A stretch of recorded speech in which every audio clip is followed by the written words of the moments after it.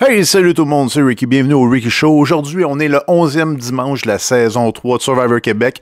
On est le jour 39, si ma mémoire est bonne. J'espère que vous avez écouté l'épisode. Sinon, mettez la vidéo sur pause, puis prenez le temps d'aller écouter l'épisode. C'est probablement un des meilleurs épisodes, avec celui où c'est qu'il y a eu la cacophonie pendant un des conseils, quand les joueurs avaient dû jouer en duo, que ce soit pour les éliminations puis pour les votes. Là. Vraiment, ça avait été, d'après moi, un des bons épisodes, mais celui-là, il était vraiment bon aussi. Fait que je vous encourage, allez-y, parce qu'on va spoiler à fond. Bon, vous avez eu le temps de peser sur pause, ceux qui n'ont pas écouté l'épisode, sinon c'est que vous voulez être spoilé ou que vous avez écouté l'épisode, là. Parce qu'aujourd'hui, on va faire un peu à l'envers. Habituellement, qu'est-ce que je fais, c'est que je vais commencer avec les questions à la personne éliminée, mais là, comme l'épisode va se rendre à son élimination, je risque de le faire à la fin. En fait, je vais le faire à la fin, donc je veux pas trop en parler, tout ça, fait que on va se garder un peu de suspense, là, puis on va écouter l'épisode, puis ça commence après ça.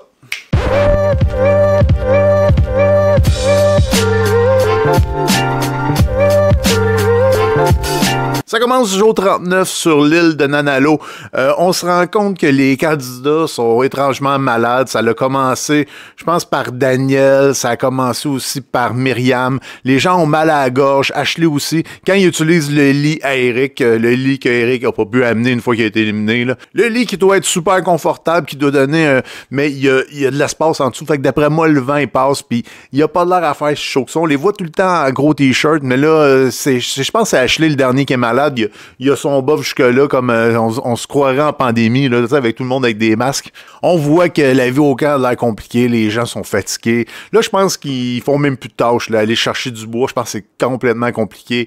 On les voit plus courir après des noix de coco, essayer d'ouvrir ça. Là, c'est vraiment, là, je pense que c'est le moindre effort, puis on économise son énergie à ce niveau-là du jeu. Entre l'alliance de Daniel, Myriam et William, ceux qui ont eu la belle récompense, qui ont été dormir dans des lits, puis l'alliance de Geneviève, Ryan puis Ashley, ceux qui sont restés sur l'île, mais on voit que les plans sont quand même restés, puis sont encore les mêmes, mais on attend de savoir c'est qui va gagner l'immunité à la prochaine épreuve.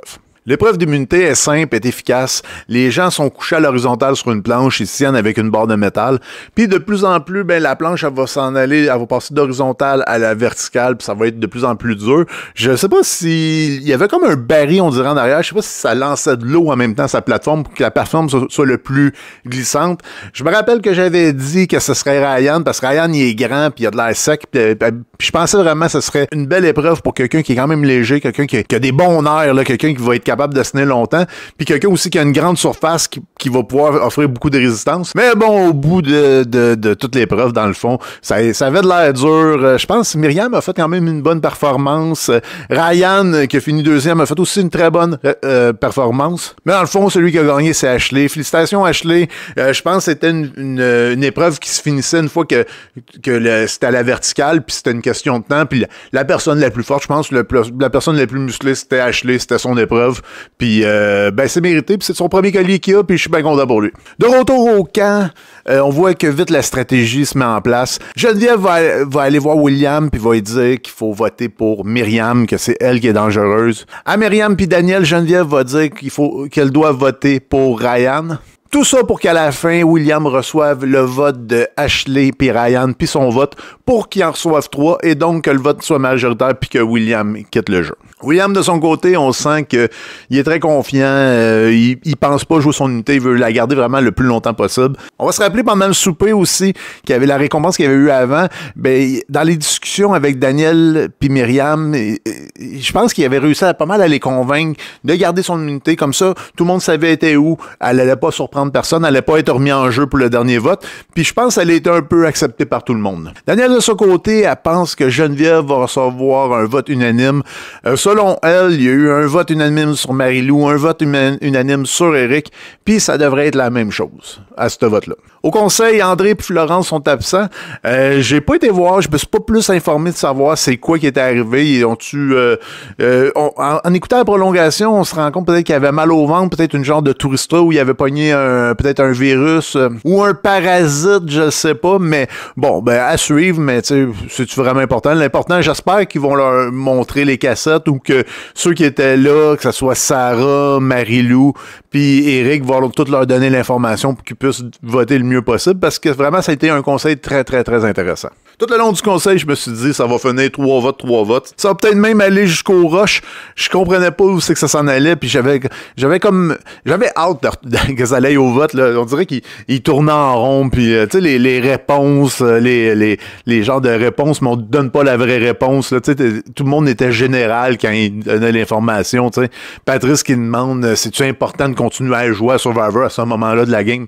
C'est sûr que tout le monde va dire qu'ils se sont rendus là et ce serait nono d'abandonner pour une couple de jours, que tout le monde allait s'en vouloir. Il y a personne qui va abandonner. À ce point-là, là, quand il reste 3 jours comme ça, il y a personne qui abandonne, là. Tout le monde va aller jusqu'au bout, là. Fait que, tu sais, là, j'étais là, hey, les questions. J'avais tellement hâte de voir ça allait être quoi les votes. Tu sais, là, j'étais vraiment dans l'anticipation. Chose drôle, Ashley va nous apprendre que pour eux, aller en meeting, c'est d'aller aux toilettes faire un numéro 2.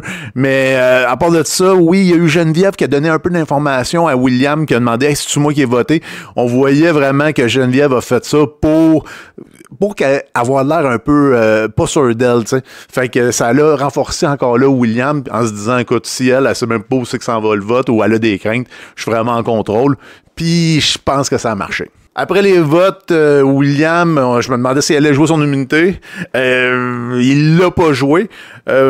Moi, j'avais des doutes. Je me disais, si ça arrive 3-3, s'il y a un revote, puis lui, il a encore son immunité, d'après moi, il devrait avoir plus un changement de vote pour aller sur William. Fait qu'il perdrait, d'après moi, parce que il est plus menaçant à cause de son immunité. Fait que Geneviève, d'après moi, elle aurait gagné sur un revote. Après les votes, on se rend compte qu'il va avoir 4 votes sur William, puis 3 votes sur Geneviève. William a de l'air complètement, il est plus là. On voit que tu vois qu'il félicite, mais il l'a vraiment pas vu venir. Il l'a expliqué un petit peu plus tard à la prolongation que même dans tous les plans que tout le monde avait, dans le plan A, plan B, plan C, il y a personne qui s'est trompé de nom, il y a personne qui a eu aucune hésitation. Fait que lui, pour lui, tout était simple, tout était clair, puis c'était pas lui qui sortait. Là. Vraiment, ils l'ont blindsidé. Ça, c'est vraiment un blindside, un exemple de blindside vraiment... fait à la perfection. Il va être super bon joueur, il va visiter tout le monde.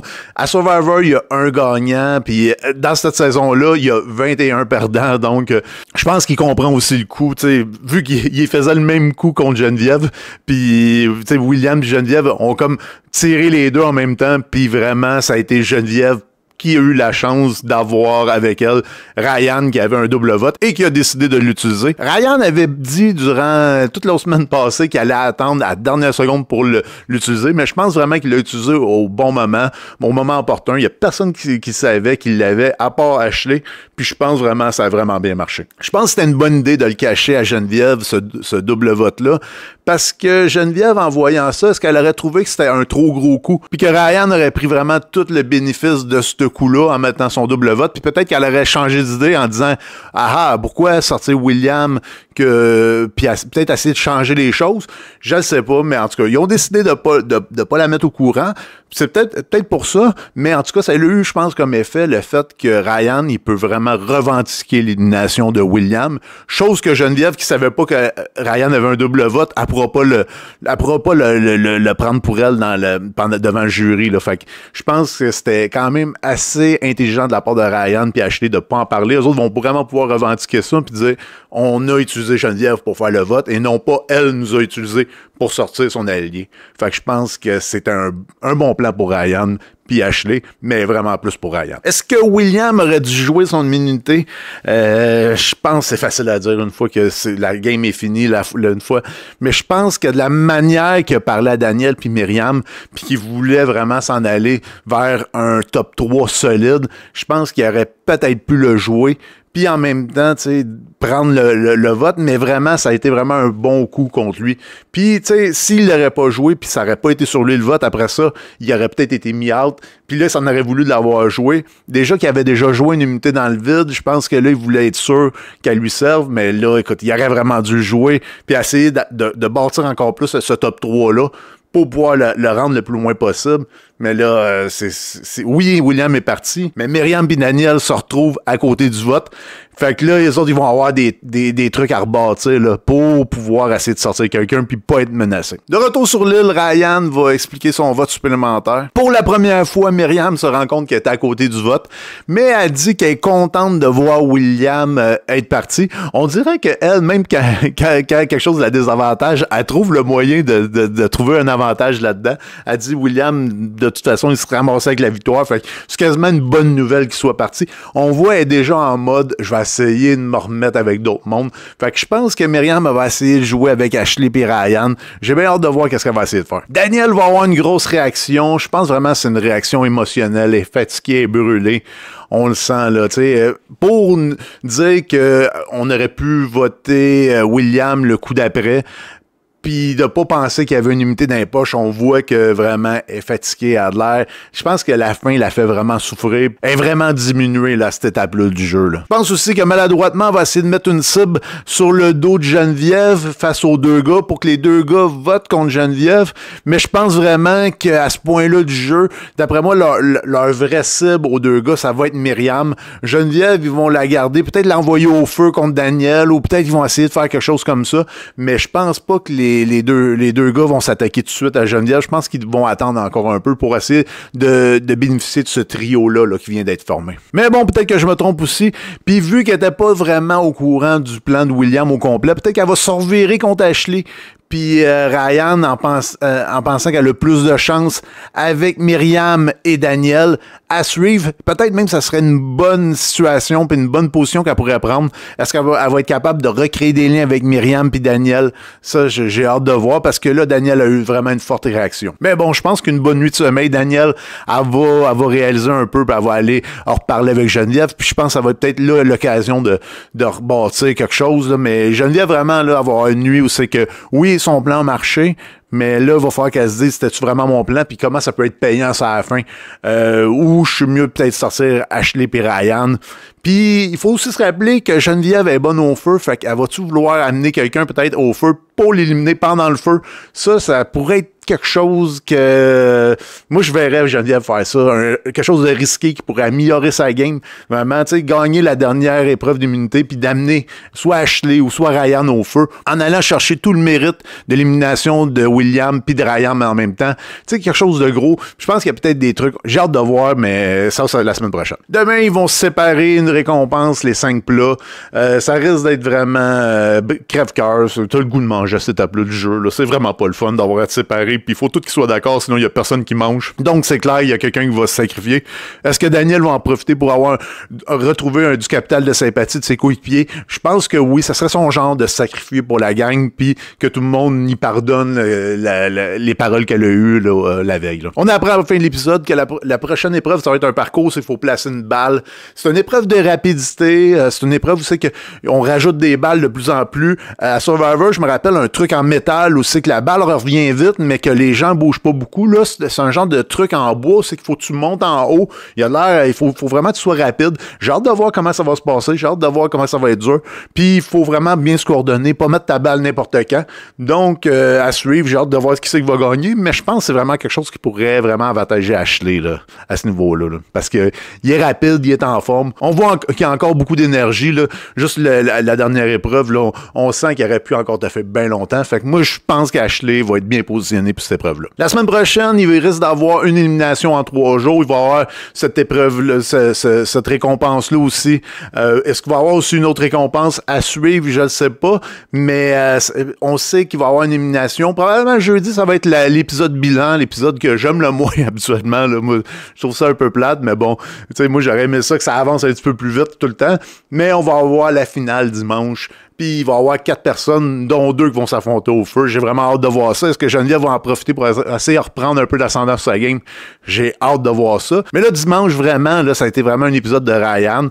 Vraiment, on voit qu'il a amélioré son CV. Lui qui arrête pas de parler de ça, lui qui veut l'améliorer, je pense qu'il va être content, il va être fier de lui. En éliminant William, c'est un joueur très fort. S'il sera en finale, vraiment, ça va être bon pour lui. Comme j'ai dit au début de l'épisode, on va aller avec les 5 questions que j'ai posées à William. Je voulais les faire à la fin parce que on a parlé de son élimination pendant tout. Je trouvais ça bizarre d'écouter qu'est-ce qu'il m'a laissé sur mon répondeur avant de faire son élimination. Fait qu'on a fait un peu à l'envers, mais je trouvais que c'était important de le faire aujourd'hui et non pas attendre à jeudi parce que jeudi, il risque d'avoir une autre élimination. Puis là, je voulais aussi que la personne qui va arriver top 5 puisse avoir aussi son temps pour pouvoir répondre à mes questions puis me parler dans mon répondeur. Salut Ricky, écoute, ça va me faire plaisir de répondre à tes questions.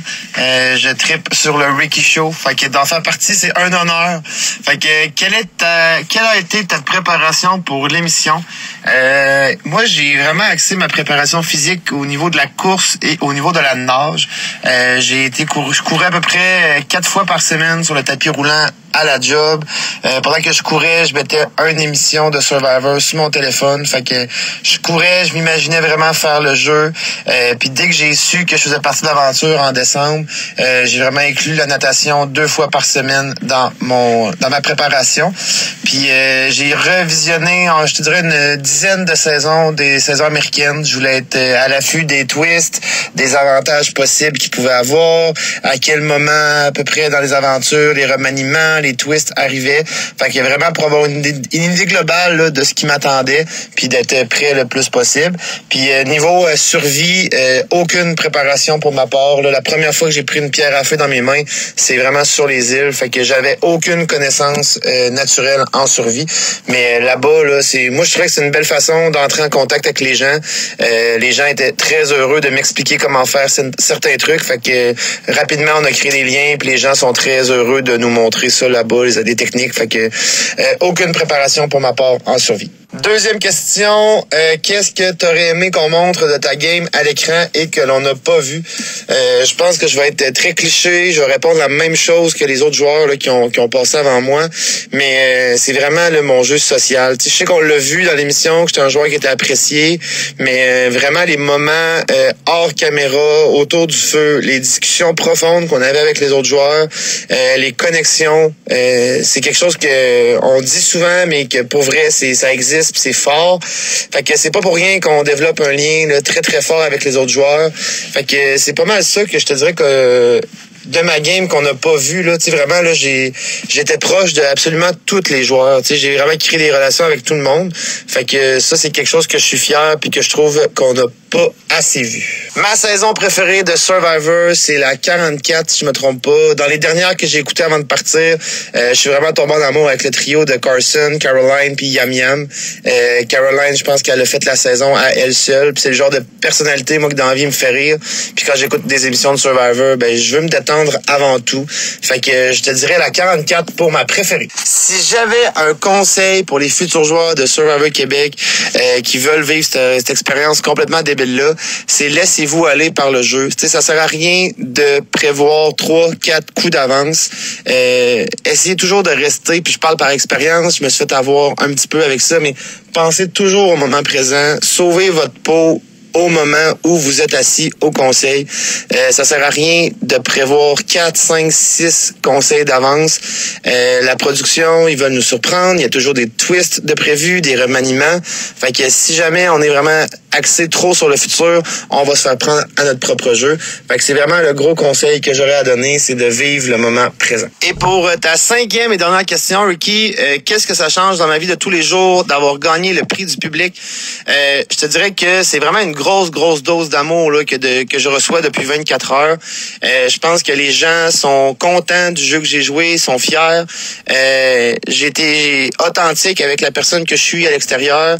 Survivor, les gens qui écoutent ça, c'est des gens qui sont très critiques, très analytiques. Fait que d'avoir pu transposer la personne que je suis à l'écran, c'est quelque chose qui me rend très, très fier.